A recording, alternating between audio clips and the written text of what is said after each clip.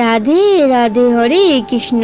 অবশেষে দীর্ঘ প্রতীক্ষার পর 2.5 ঘন্টা প্রসাদের জন্য লাইন দিয়ে সবশেষে প্রসাদ পেলাম। তোমরা দেখতে পাচ্ছ কত লাইন পড়েছিল প্রসাদের জন্যে।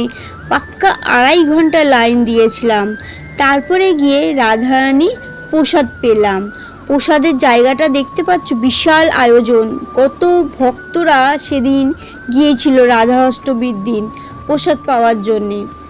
দেখো তোমরা এই জায়গাটা, বিশাল ব্যবস্থা করেছিল। আর রাধারানীর প্রসাদ তো যেন অমৃত পেয়েছি। কি কি প্রসাদে ছিল সেটা তোমাদের আজকে বলছি। প্রসাদে দিয়েছিল প্রথমে শরবত, তারপরে ভাত, তারপরে দিয়েছিল শুক্তো। শুক্তোর পর ছিল আলু পটলের তরকারি বড়ি দিয়ে, তারপরে পনির দিয়ে আলু দিয়ে তরকারি, ডাল, একটা করে মিষ্টি। ভীষণ আয়োজন করেছিল।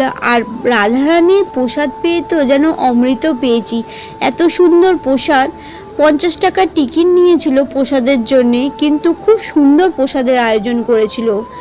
এখানে একটা ব্যবস্থা খুব ভালো লাগে, ভিআইপি লাইন বলে কিছু হয় না, সবাই একসঙ্গে বসে প্রসাদ পাবে।